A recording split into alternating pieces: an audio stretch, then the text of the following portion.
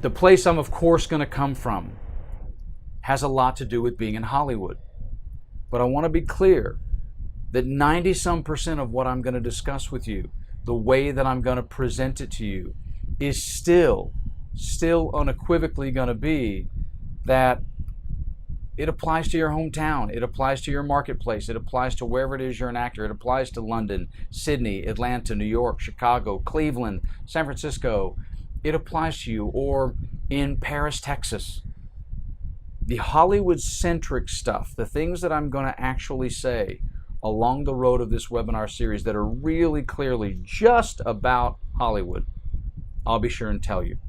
And then things conversely that have to be said about some of what I'll discuss that are really different when you're in a small market. I started in Atlanta.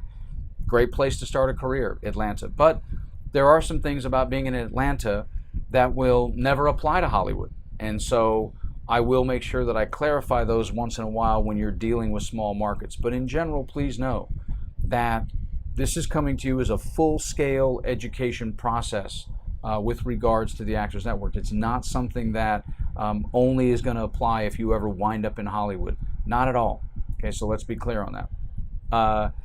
With that said, one of the philosophies that I've always had, and one of the philosophies that I will continue to put out when I talk, whether I'm talking in public, at a convention, at Showbiz Expo in New York like I've spoken, or in Dallas, Texas, or Panama City, Florida, or any other place, what you're going to hear me lace throughout all of my conversations about the true reality of the business of this profession has a lot of dating analogies associated with it. Yep, think on that for a second. Just hang in there with that.